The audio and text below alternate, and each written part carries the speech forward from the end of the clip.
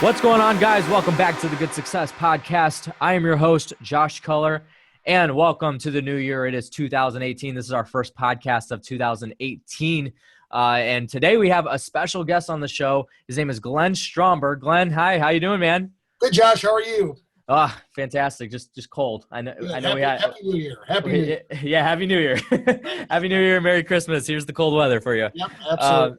Yeah, so Glenn is actually a part of our Good Success Mastermind. He has been with us since the second quarter, right, of 2017, I believe. I believe that's right. Yes. Yeah. So that was our very second mastermind. So we're going into the next year. We've accomplished 4 full mastermind meetings, and Glenn was a part of 3 of those.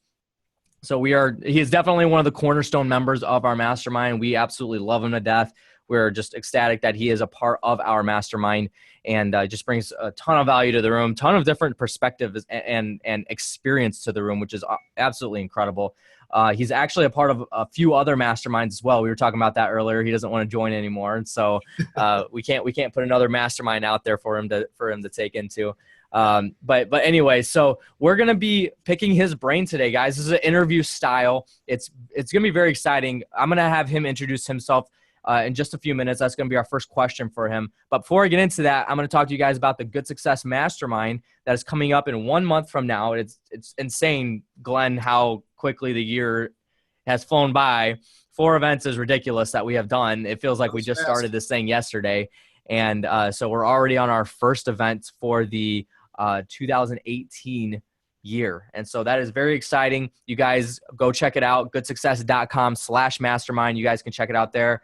You'll have to fill out an application. We don't just accept anybody. We do have an application that you guys got to fill out. We vet everybody. Everybody that's in our room right now is elite entrepreneurs that are real estate investors in the room at some way, shape, or form. Either they're full-time real estate investors or they actually complement real estate investing. So you guys heard Josh Belk on our podcast last week, and he's a full-time accountant, and he has just so many real estate investors that have accounts with him. And it's just, he has a lot of interaction with them, brings a lot of value to the room, a different perspective. So you guys go check that out. goodsuccess.com/mastermind. We are going to Dallas for the first quarter this year. The dates are February 5, 6, and 7. And you guys make sure that you go check it out. It's going to be exciting. We are super pumped about it. Going into the year strong, going into the year hot. Hot is a good word because we are in Chicago. So if you guys don't know that, we are in Chicago, and all of our events have been hosted in Chicago. But for the sake of everybody else in the room, we are not going to do it because it is -14 right now as we speak, Glenn. So we don't want to be here. But anyway, let's go ahead and get into it. So today's podcast, I am just super excited to have Glenn on the podcast. We've been trying, you guys know that have been our recent listeners. You guys know we've been trying to get a lot of interviewees on the actual show here and branch out and reach to other people and whatnot.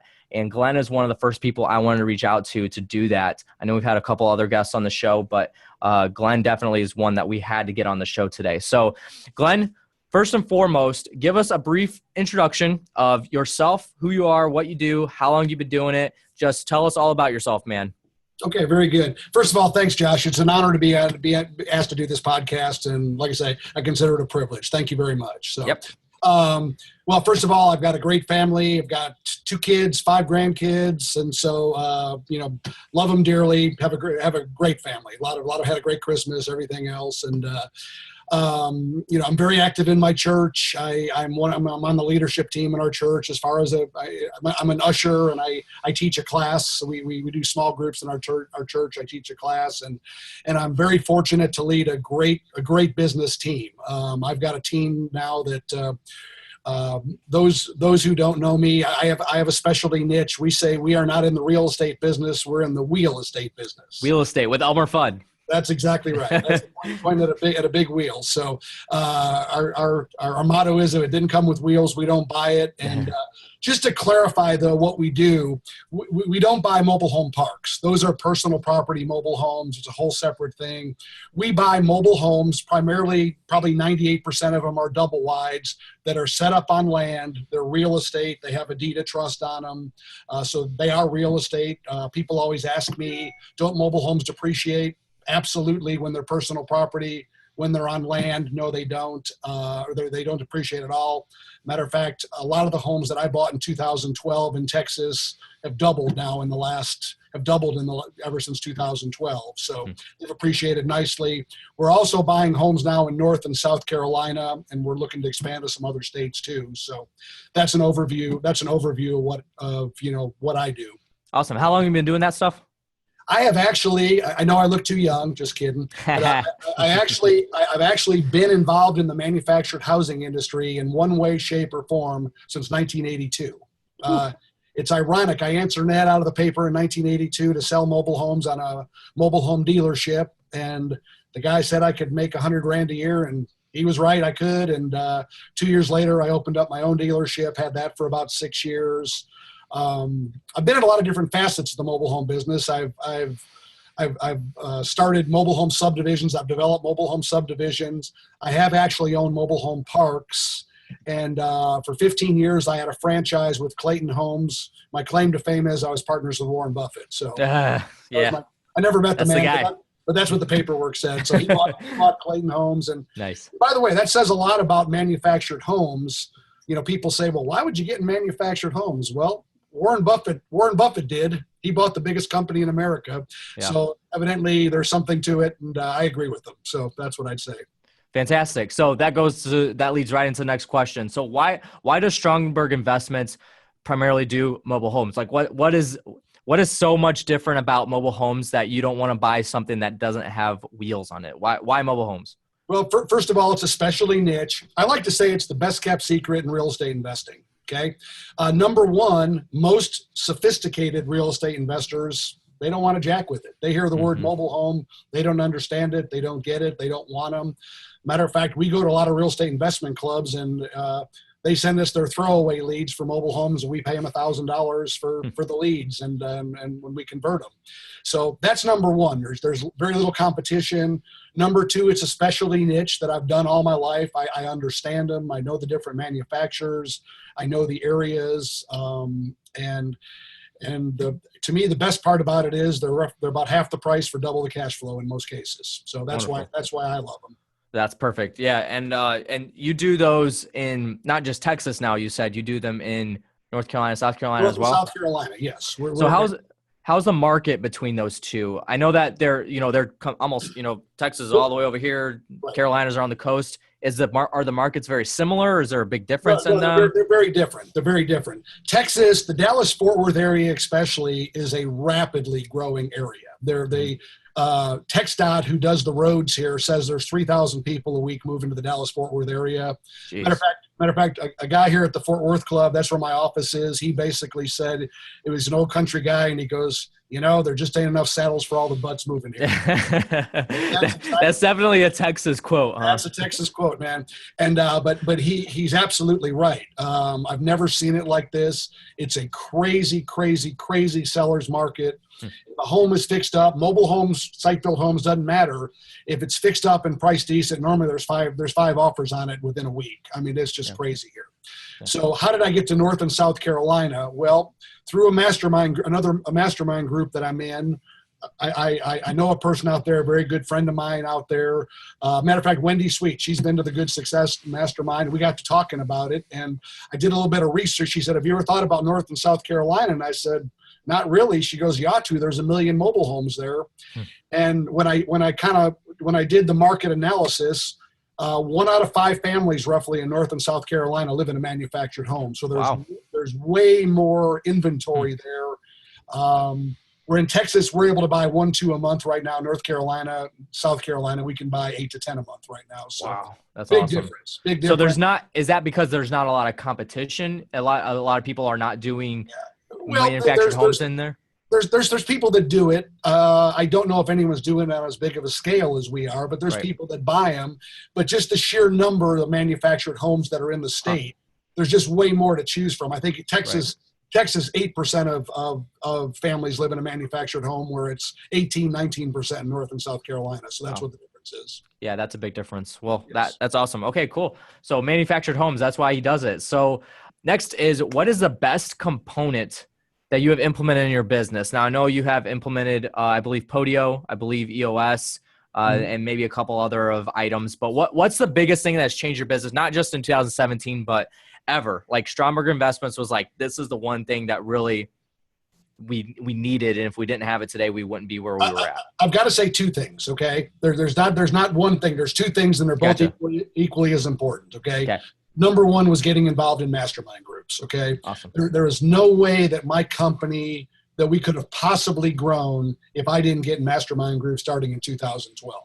The knowledge in the rooms that I'm in, you know, I think I told you before the podcast here, I'm in 4 mastermind groups now.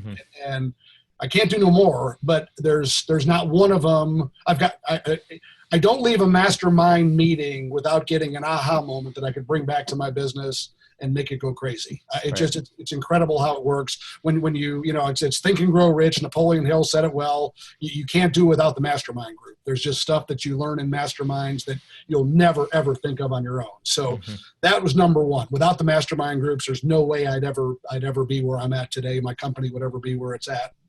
But number two is EOS. Okay. Number two is EOS because well, for those of our listeners that are not sure what EOS is, can you give just I know you don't implement EOS, but how? EOS is basically, it talks about delegating. There's a visionary, an integrator. There's 3 department heads, usually finance, sales and marketing, and operations. And you divide your company up into those type of departments. And what the real key to EOS is having the right people in the right seat. Okay. They have tests. I think in Rocket Fuel, you can take a test for visionaries, integrators. I'm like 100% a visionary. I have no integrator skills whatsoever. And I found the right person. I have a great person, Melissa, who's my integrator, does an unbelievable job, runs my company way better than I ever could. And what that's done is it's given me the ability to get out of the weeds and act as a true visionary. And I always tell people this: we would have never went to North and South Carolina if I didn't structure EOS. I'd still be in Texas in the weeds trying to figure out why we can't buy more houses. And so that was huge. I always tell people this too: the book Traction is a very boring read. To me, it was very boring. And when I got done, I go, man, my company needs this. And we did it. We implemented it. And it changed our business and our business model. Perfect. So EOS is definitely something that I believe every company needs, that doesn't have any kind of structure or anything. It's huge. We have it in our business. In fact, we actually have our first quarter meeting tomorrow and Friday, and it's life-changing. It really is for the business. I mean, we had our annual, a couple months ago, and it was just huge. Just putting a company on track to have goals and like just even down to the level 10 meetings that you're supposed to have with your company. And then, like you said, being able as a visionary to get out of the business and work on the business is just, it's huge. And a lot of people don't understand that. So if you guys missed it, he talked about the book Traction by Gino Wickman. Pick it up. We will have it linked in the description here for you guys to read it. Like you said, it could be a boring read, but it's definitely going to open your eyes to what you guys need and point you in the right direction for this kind of thing. So awesome. Yeah. All right. So it's 2018. One more thing I was going to say real quick. Yeah. Another great read that really changed the way I thought was E-Myth too. E-Myth teaches you how to delegate and get out of your own way, and then Traction takes it to another level. So, I always tell people when they ask me, I suggest both those books. They're a 1A and a 1B read to me. For sure. Perfect. Yeah, absolutely. And yeah, Tom Olson, you guys know Tom. He's is the president of Good Success. He makes everybody on the team read that when they come on. It's very vital. E-Myth and Traction are both very vital books to running a clean EOS in your business. Right. So, Glenn, it's 2018. This is the first podcast of 2018. So congratulations, first of all. Secondly, what are the biggest goals that you have? Now, this may have come out of your EOS, your guys' level 10 meetings or even your quarterly meetings. I'm not sure have you had your quarterly meeting yet? Well, we're actually having our first quarterly annual meeting in 2 weeks. Perfect. When I get back from the Financial Friends Cruise, that's when we're having that. So awesome. Actually 3 weeks, I think it is, but yeah. Awesome. All right. So you might not fully know this question yet, but in your mind, what are the biggest goals for Stromberg Investments in 2018 that you either have to get accomplished or you really want to get accomplished? Well, no, I do know the answer because we had our VI meeting, the visionary. Okay. Okay. Gotcha. So we got together, and basically our goal is, and we think it's very obtainable, we're going to double acquisitions this year. We were able to, we got North and South Carolina implemented, I think in March or April was when it was up and kicking. And I think we averaged 8 houses a year, and we feel we can double that this year for sure. So now why do you want to double that? Because we feel we have the business model in place to do it. We want to grow. I've always had the philosophy, if you're not going forward, you're going backwards. There's no staying where you're at. Mm-hmm. So I think it's healthy for a company to have the goals. Now, I wouldn't do it if we didn't have traction in place, EOS in place, right, and if I didn't feel we could handle it. But I feel we can handle it. I feel awesome. we can handle it, and then we'll take it from there where we where we go from there. But we think we can double acquisitions and make that a real attainable goal for 2018. Perfect. So is that the only one you got in mind right now? That's the big one. There's other goals, there's other small ones and stuff in there, but that's what drives the company. So that would right, be the, we're looking at some other areas too, some other parts. If we can get it dialed in, we're adding to the team. We're hiring 2 more people. We're in the process of hiring 2 more people, and just having the people in place to handle the growth and want to walk before we run and all that good stuff. So right now, I think you mentioned this, but you're wanting to double acquisitions and across the board. So Dallas and the Carolinas, or just the Carolinas you want? No, to double? it would probably. Okay. I think we can in Dallas. Yes, we can. It's going to be tougher. Tougher. There's not as much to double in Dallas as there is in North Carolina. Right. But yes, we think we can double in both. Yes, we've got some marketing plans in that we're going to implement, and yes, we think we can. Perfect. Awesome. All right. So acquisitions is going to be your big one, and it's the lifeblood of anybody that does the type of business that you're doing. So you have to have product in order to sell the product. So now I'm going to backtrack a little bit because this just made me think of the question. So when it comes to manufactured homes, I'm not sure if you answered this question, but if you did, just let me know. Just embarrass me and say I did answer that question. But if not, what do you do with the homes? Do you wholesale them? Do you flip them? I mean, what do you guys do with them? Great question. No, what we do is first of all, we have a full-time property management department. Okay. We do not farm out our property management. We want to run it ourselves. Okay. Yep, best way to do it. I think how critical that it's so critical, setting the expectations properly.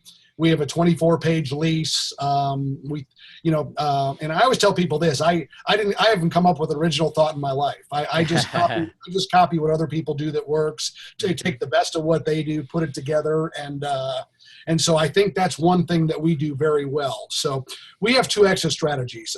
We don't use banks. Okay, we use all private investors. We have, I believe we have over 70 people that have invested with us in our company now.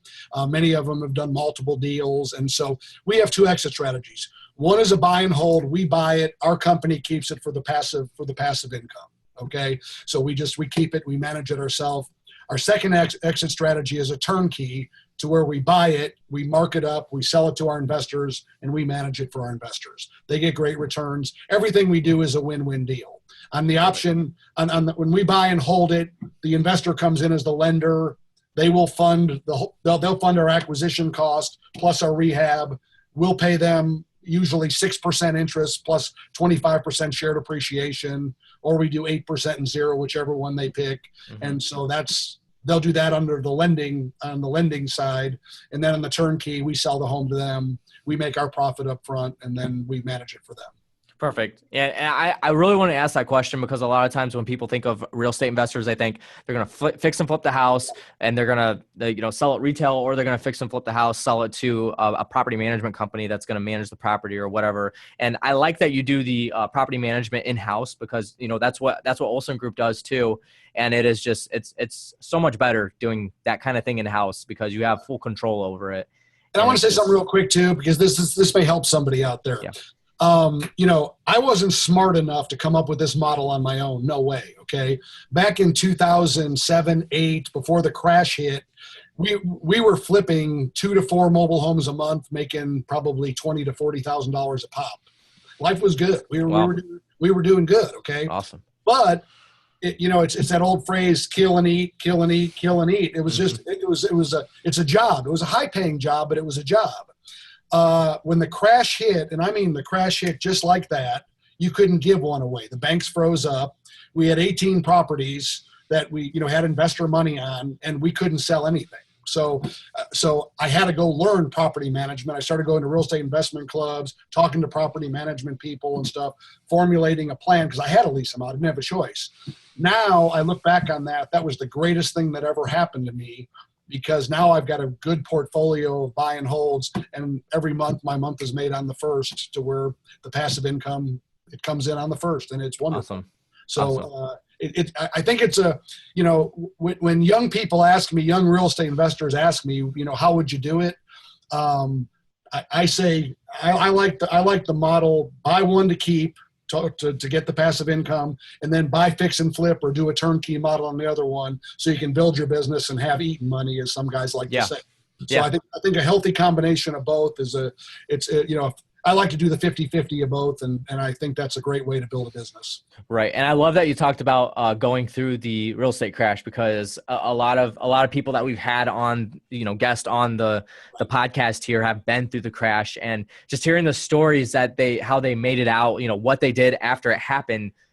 Everybody has their own story. It's crazy. Let me say this too. I really believe this from the bottom of my heart, that especially with manufactured homes, because it's the most affordable housing, right? So I really feel I'm in a recession-proof deal. But even people, when you're leasing the houses, what happens during a crash is the banks freeze up, nobody's buying, okay? People are afraid, everything. So more people move from the buyer's pool to the renter's pool. Rents don't go down at all. Okay, there's more people that need to rent houses that aren't buying houses, so you can wait out the time period. And like I said, I believe you're in a recession-proof business when you're doing the buy and hold and you can property manage it. That's right. That's what I believe. So awesome, man. That's good to hear. I think that'll help a lot of people out too. Just that kind of experience. And that's what I was saying, guys, earlier on the podcast, that Glenn has this kind of experience that is just a lot of people don't have it. A lot of people that went through the crash, they're not into real estate anymore like they were before, because it scared them off and whatnot. So just awesome to hear that. Fantastic. So at our mastermind, you talked about this, and I actually had you do a quick tip video on this. After you presented at our mastermind in November, you talked about making God the CEO of your life. Now, it's no secret, you guys, that Good Success is a faith-based company. Good Success came from Joshua 1:8. You guys look it up, and that's how we came up with the name for it. And because good success, good is just describing the type of success, not the quantity of success. And so, we're a faith-based company, and so we have God in the center of our company. And so, Glenn, you talked about making God the CEO of your life, and I absolutely loved it. I've never heard anybody explain it the way that you did. A lot of people think about it and they're like, yeah, I'm going to do it this way. But when it's explained to somebody that doesn't fully understand what that means, the way you explained it, I thought was very, very well done. So if you could talk about that for just a few minutes, like even if you want to go back over the slide that you had, I mean, sure. Talk about that for a second. Yeah, I'd love to. And the first thing I want to say is, yes, I've been a Christian since 1992. Okay. And I'm a sinner saved by grace. Okay. I have my faults, and we all have our faults or whatever and so forth. But here is kind of what I look at. For about the first 15 years, it's a spiritual maturity as you're growing and as you're learning and everything else. You're doing the best you can. And I heard a man at a business conference that I copied this one too. He said about making God CEO of your life. Okay, and the more that I've studied the Bible, all God wants us to do is ask. Mm-hmm. Okay, he's a gentleman. If we don't ask, he'll stay out of our business. And most of my life, I've never been diagnosed, but I'm pretty sure I'm ADHD. I'm pretty much all over the board. I can think of a million thoughts at one time, and my brain goes from one side to the other. Only a visionary can do that, though. And I've jumped ahead of God so many times. Well, I said, okay, I'm tired of doing this. Okay, and so I heard a man say this, and every morning I just say, Lord, you're the CEO of my life. You are the CEO of our business, okay? At our company, at Stromberg Investment Group, we pray before every meeting. We ask him for his guidance, for his wisdom. And I believe from the bottom of my heart that when I started doing that, there's things that have happened that I know it's not me. Okay. That's not being humble. I just know it's not me, that he gave me the guidance, the favor, the wisdom. And that's just the core of our company. We want to bring glory to God in everything that we do. And so what a beautiful title to make God the CEO of your life and of your business, and just recognize him as that before you make a move, before you make decisions, before you have a meeting. Ask for his wisdom and he'll give it to you. I believe he'll give it to you when you ask. Absolutely. And we do the same thing. It's just, it is huge. It also it just sets such a great tone for what you're going into. Yes. We definitely believe in that. So awesome. That's great stuff. So,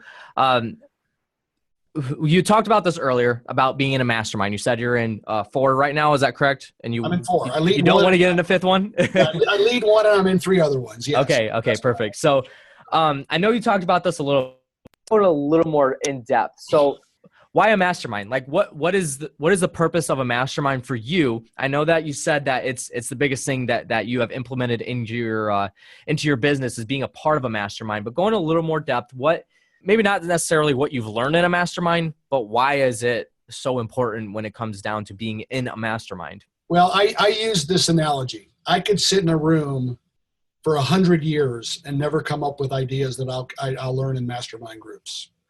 100 years I could sit in a room alone, try to think. Okay, there is when two or more are together, the Bible talks about that. Okay, there's power in numbers, and the other great thing about mastermind groups like Good Success is that we have investors from all over the country. You can keep up with trends, and plus you're seeing what guys are doing that's working. You're seeing what guys are doing that's not working. You're seeing, I'll just give you a couple of examples, okay? Now you hear about turnkey deals all over the place, right? Mm-hmm. Well, 4 years ago, when I first heard the word turnkey, and I go, what is that? And wow, you have a built-in sale. You can cash the deal like that without putting a for sale sign in front of the house, without paying a real estate commission. Well, I look back to that mastermind meeting. That was a multi-million-dollar idea on that meeting by learning about turnkey. Okay, if I sat in a room for 100 years, I wouldn't have thought about turnkey. Right. I never would. I would have been buy, fix, and flipping. I would have, that's just one example. But traction, EOS, I never would have heard about that if I wasn't in a mastermind group. Never would have heard about that. Never would have heard about Podio. There's so many different, especially for a gentleman that's a little older like me. I'm a fish out of water when it comes to technology. I mean, and this is keeping me up with what's going on technological wise. I never would have dreamed. We do our property management virtual. We do it through Skype and Zoom calls. Okay. Awesome. Same effect. We don't have to go meet the tenants. We do it. We use DocuSign when we sign a lease. We look at them just like you and I are looking at each other today, and we sign the lease. It has the same effect as sitting across from at a table at McDonald's. Yeah. So I mean, the technology has changed so fast to where mastermind groups keep you up on the technology. It keeps you up on what's happening in real estate, what's working, what's not working, just all kinds of good stuff. Okay. So a big question that a lot of people have too is, and you talked about technology and having tenants sign up across, Skype and whatnot in a phone call. Why is it important to come to an actual mastermind for specifically being in person with somebody instead of doing what we're doing right now and being in a mastermind? Why does somebody have to get up and go? Because in person, not only do you have the meeting and you listen to people's presentations on their business, but you network. Okay. We go out to lunches, we go out to dinner, you get to know people. There's people like I say, Wendy Sweet, who I mentioned earlier, good friend of mine, right? She's a trusted advisor in Freedom Founders, which I've been a trusted advisor in that group for ever since the inception of it. Mm-hmm. And by her and I networking and partnering up, we were able to go to North and South Carolina, and it's who knows what, it's been phenomenal. I mean, and that would have never happened if I wasn't in a mastermind group. Right. You meet people around the country, you find investors, you find people that will invest with you. Okay. I always tell people this, there's way more money out there than there's deals. People just want to do business with people they know, like, and trust. Right. So when I go to mastermind groups, because I have money in my IRA that, technically I'm not supposed to invest in my stuff, and I don't. Okay. But I look for people that I can invest in. I invest with you guys. I've done multiple deals with you and Tom Olson. And so, I look for people that I know, like, and trust, and I invest with them. And so that's how I invest in my IRA. So. Yeah. Awesome. Yeah. It's good to hear. And, like he said, it just opened your eyes to a lot of new things. We have a guy in our mastermind, Max Keller, that's in Dallas as well. And he's had to go out of the state in order to buy and sell properties because of the same problem that you're having. Right. He doesn't do manufactured homes, but it's still the same problem. The market in Dallas is so saturated right now with investors that are paying higher amounts than Max is willing to pay and whatnot, and even they're paying 105% of value right now. It's ridiculous. It's ridiculous, and because of that, Max can't survive his business by doing that, so he had to move out of state, and he's he said it's the best thing that he's done, but he learned that by coming to the mastermind and networking with people. I'm not sure if he talked to you specifically about it. Absolutely, he did. Yes. No, Max is a great guy and a good friend. And we talked about that. And same thing. Otherwise, like I say, if I didn't look outside of my market, I'd still be here frustrated why I can't buy more houses in Texas. That's where I'd be. So, you got to, another guy said, you got to go where the fish are biting, so that's another one. Yeah. And then going to a mastermind is definitely one of those things that you're working on the business. You're not in the business, in the day-to-day business of working, the nitty gritty stuff. And that's what a visionary is supposed to do, is go to a mastermind, get the vision. And then you have an implementer, somebody, your integrator that's going to put all those ideas to work and filter those ideas as well. And so that's definitely. Let me say something too, because this was a big revelation for me. Okay. I pay a lot of money to be in my mastermind groups. Okay. But I don't look at it as an expense. It's an investment. Right. It's an investment. I just, sometimes I look at the number of what I'm paying. I'm going, that's a lot. But what am I doing? But every time, I could this, and it pays for itself in spades. And I think it's real important, if you're going to run a successful, growing business, you can't do it yourself on an island. You need the help of a mastermind group. You need a board of directors. You need mentors. You need people. You need people in your life. Another thing that was said to me, and this is a great thing for young people. This is what I tell young people in my church, and when people ask me, it's real simple. Wherever you want to go, whatever you want to be, go find someone who's already been there and go ask him how to do it, and go find out from him. It's not any more complicated than that. Absolutely. It's that simple. People make it too confusing. They talk to family relatives, and what do they say? You can't do that. No, that's not going to work.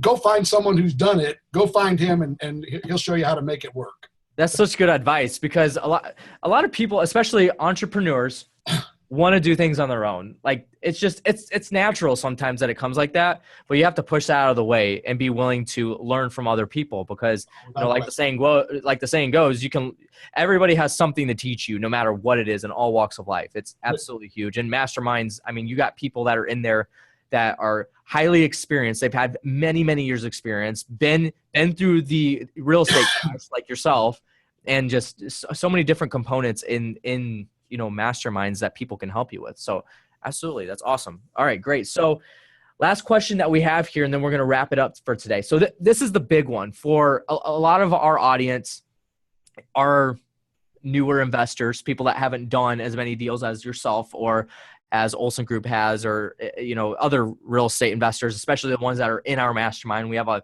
very high tier of people that are in the mastermind. So somebody that's just getting into real estate or thinking about getting into real estate and they haven't done it yet, maybe they've done 1 or 2 deals, something like that. What would you tell them, something that you started off? And I know that it's totally different from when you started. The market is, so much different than from when you started. But what would you tell somebody that you wish you knew back then when you started that you would tell them now? Oh man, that's easy. That's a layup. Okay. Okay. So here's what I would do. Like you said, as a businessman, as a visionary, I've always been one of those guys that I can do everything. And that was always my past, and I'm going to reinvent the wheel, and I can do it better than everybody else. And boy, if I could rewind that, I could have cut out tons of mistakes. Okay. Just what I said a moment ago. If I was a young guy right now, I would go, and I heard a guy say this, that once again, I copied this too. I heard a guy say this in the mastermind group. I would go to someone successful that I know, like, and trust, that I knew I could learn from. And I'd tell them, I go, look, I will work for you for nothing. I will drive around. I will drive around with you. I believe in that so much. Yeah. I will carry your. I will buy your coffee. I will drive you around if you will teach me what I need to know. Mm-hmm. Okay, Absolutely. and you will. That's what mastermind groups do. That's what mentors do.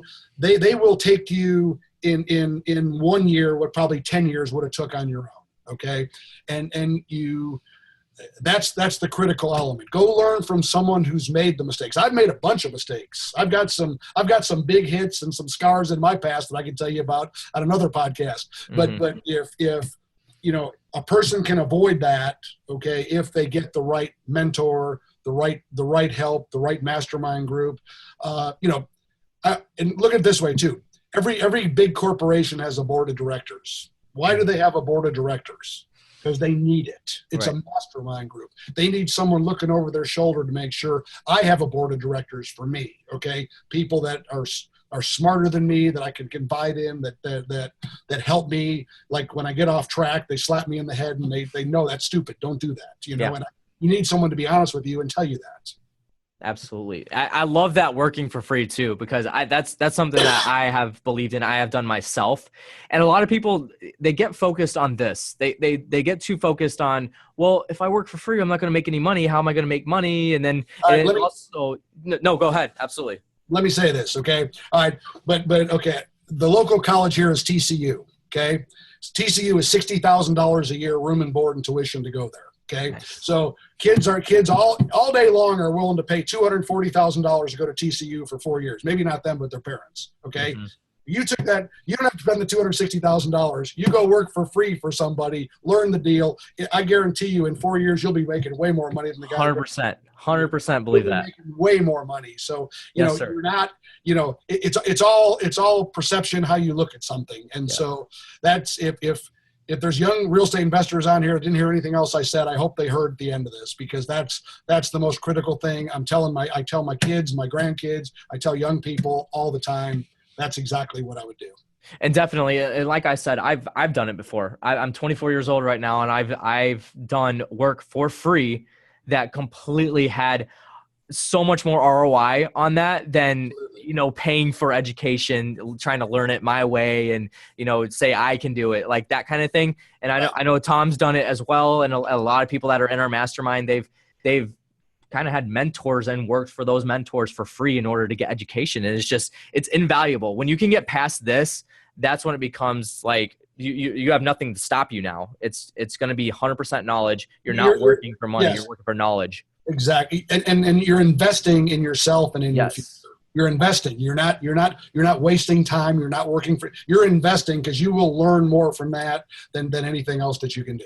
And it's not to mention the knowledge that you get, but also the network. Like when you intern for somebody, when you are being mentored with somebody, you're connecting into their network as well. And right. That's something that we talk about a lot, is networking. And, your network is your net worth. That's something that we say a lot around here.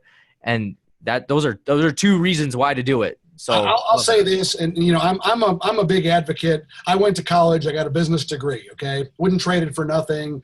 I think it's a great transition period. It helped me grow up from a boy to a man. But back when I went to college, I paid $15,000 for my college. Nice. Okay? That's what I paid. Okay, so with the price of college today, if you're going to be a doctor, a lawyer, you've got to go to college, right? Absolutely. Yeah. From a business perspective, though, no, college is not. It's not necessary. When I think back to my business degree and what I learned, okay, I learned that compound interest working for me was very good. Working against me was very bad. That's really what I learned in my business from my business degree. So outside of that, yeah. I've learned everything else from mentors, from people that I've worked for, worked under, worked with, mastermind groups, and key people in my life. So. And that's fantastic. That's some invaluable information for you guys. If you guys are just getting into real estate, or you're thinking about getting into real estate, this is the way to do it. Guys, go find Glenn Stromberg's, go find, guys like Max Keller that are doing it, or Tom Olson, people that are doing it, and say, hey, let me learn from you. It's what do you have to lose at the end of the day? What do you have to lose? Nothing. You have everything to earn. That's what you have. So, all right, fantastic. So that's all I got for you, Glenn. Man, it's been awesome to have you on the podcast. I can't believe this is the first time having you on the podcast. We've known you for a while now, and so we'll definitely have you back because we just have to have Glenn back. Thanks. It's been an honor and a privilege to be on it, Josh. Really, really is. And you're doing a great job. Good Success is a great mastermind group. I recommend it strongly. I appreciate it. So. And we'll see you in February. Definitely. I will be there. I will be there. It's a 20-mile drive for me in February. Yeah, you're happy about it because you don't have to come visit us and the negative weather in order to be part of the mastermind. So if our mastermind was being held in Chicago for this one, would you come to it still? Oh, absolutely. Okay. Well, I was born and raised in Chicago. My dad still lives there. That's so right. I come up there. I come up there 2-3 times a year anyway. But yes, I would. I go to masterminds in San Diego, in Tampa, in Chicago. I go all around the country for masterminds. So no, I'm it doesn't matter where it's at. To me, the travel costs are inconsequential to what you get out of them. So. Perfect. Well, good to hear. All right. Well, we're going to go ahead and wrap it up. Thank you guys so much for listening in, and make sure you guys subscribe to us, whether you're listening to us on iTunes, Google Play, SoundCloud, Stitcher, or Anchor. You guys subscribe to us, leave a comment below, review the podcast. We want to hear your guys' input. If there's anybody that you guys are interested in us to interview, make sure you leave that below so that we can reach out to them and possibly get them on the show here. We got Glenn on the show here. He's part of our mastermind. You guys check out our mastermind, goodsuccess.com/mastermind. You can learn more about it there. We have some promotional videos and then information about the mastermind. Our next event is in February, the very first week of February. It is a Wednesday, Thursday, Friday. You guys go check it out. And we just talked about masterminds a lot. If you have any more questions about it, I don't know what to tell you because we just explained everything on this podcast here. And Glenn he's a part of 4 of them. And it's just such invaluable to be a part of a mastermind like that. So make sure you guys go check it out. goodsuccess.com/mastermind. Your first event's free. Like, what do you have to lose? Your first event is for free. You guys don't have to pay anything. You just come. So that's just super, super valuable. So you guys make sure you go check that out. That's going to do it for today's episode, guys. Thank you so much for listening in. And remember, whether you're looking to survive, thrive, or matter, our goal is to provide the tools to reach your vision. Thanks again for listening, and until next time.